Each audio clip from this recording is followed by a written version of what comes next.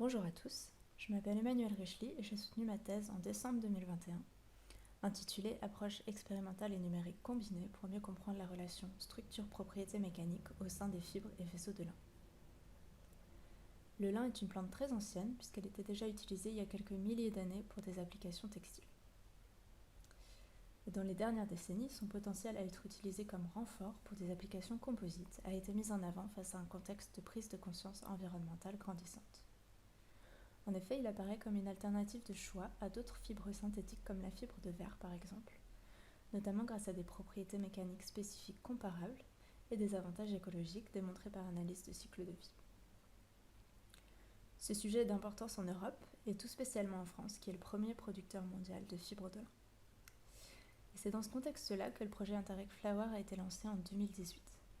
Il rassemble 4 partenaires académiques et 4 partenaires industriels, avec l'objectif commun de développer de nouveaux renforts innovants à base de fibres de lin pour des applications composites dans 3 secteurs industriels: le nautisme, l'automobile et la publicité sur lieu de vente. Au sein de ce projet, nous étions 4 doctorants avec des sujets plus fondamentaux comme le mien à l'échelle de la fibre de lin, jusqu'à des sujets plus appliqués à l'échelle du composite. Mon projet de thèse s'intéresse aux propriétés mécaniques de la fibre de lin. Ici, on peut observer des résultats de tests de traction, l'un des tests les plus communs et standardisés pour les fibres naturelles. Ces courbes contraintes de déformation est obtenue pour une quarantaine de fibres issues du même lot de lin. Et on remarque qu'il existe une grande variabilité en termes de réponse mécanique au sein de ce lot, avec des comportements quasi linéaires pour certaines fibres et la présence de non-linéarité importante pour d'autres. L'objectif de ma thèse était de mieux comprendre la relation structure-propriété mécanique au sein de la fibre de lin, et notamment l'implication de la morphologie de la fibre, mais aussi de l'orientation des microfibrilles de cellulose, qui constituent le renfort au sein de la fibre, et des défauts dans la variabilité des comportements observés. Donc le premier volet de ma thèse s'intéressait à la morphologie de la fibre de lin, notamment grâce à des essais de tomographie au rayon X réalisés à l'université de Portsmouth, qui est l'un des partenaires du projet Flower. La tomographie au rayon X se base sur le phénomène d'absorption des rayons X par l'échantillon, ce qui permet d'en révéler la structure interne en 3D. Ici, on peut observer une coupe transversale de fibres avec le contour extérieur et la présence d'une porosité interne principale appelée lumen. Nous avons pu tester plusieurs fibres et constater de grandes différences d'une fibre à l'autre, en termes de porosité notamment, avec des valeurs moyennes comprises entre 0 et 7%, mais également des variations le long des fibres. Et c'est ce qu'illustre cette vidéo, sur laquelle on observe des variations à la fois des contours extérieurs et du lumen interne le long d'une fibre, ce qui donne lieu à une morphologie de fibre très complexe et assez éloignée de celle d'un cylindre.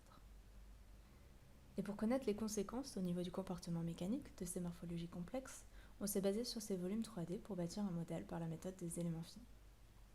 Ce type de modélisation permet d'apporter une solution approchée à des problèmes complexes et apparaît comme un complément intéressant à la caractérisation expérimentale parfois difficile de si petits objets. On peut voir en haut à droite la distribution de contraintes axiales sur une coupe longitudinale de fibres de lin, qui montre qu'à la fois la rugosité de surface et les porosités internes induisent des concentrations de contraintes qui pourraient être les sites d'initiation de rupture de la fibre. En juxtaposant les courbes contraintes de déformation issues de la modélisation pour 6 morphologies de fibres différentes aux courbes expérimentales, on remarque que les différences en termes de porosité et géométrie complexe semblent donner lieu à de la variabilité entre les fibres, ce qui pourrait en partie expliquer les variabilités observées expérimentalement. Cependant, les courbes ne corroborent pas parfaitement, et donc pour améliorer ce modèle élément fini, on s'est intéressé à une autre caractéristique des fibres de lin.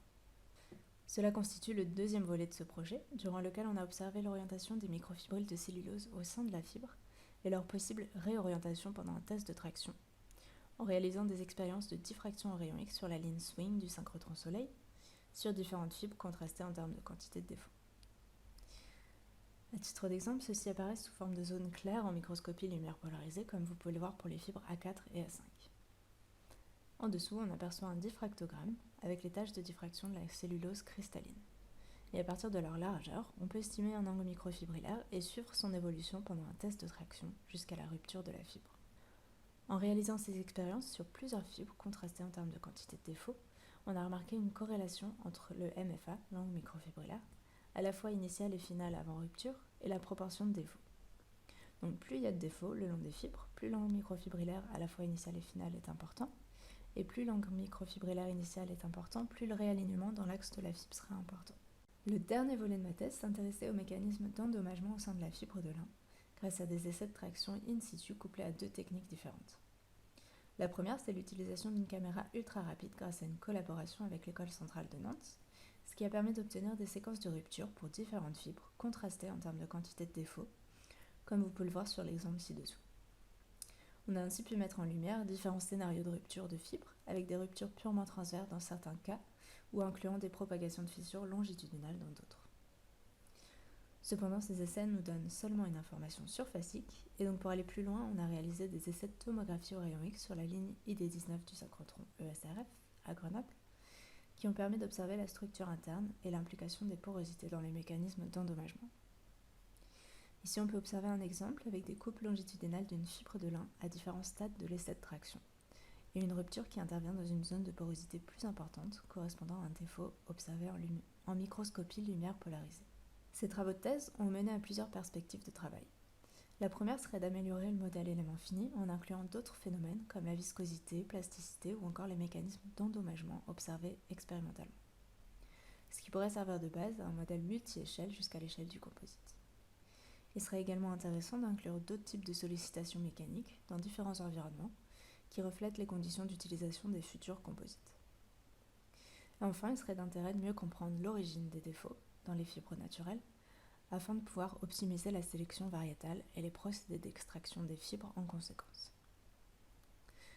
Et pour finir, je souhaiterais remercier mes encadrants de thèse, les équipes PVPP, MC2 et BIPS, et plus largement l'unité BIA de l'INRAE de Nantes, pour leur aide précieuse au quotidien, ainsi que toutes les collaborations, notamment au sein du projet Flower, qui ont permis de mener à bien ce projet de thèse.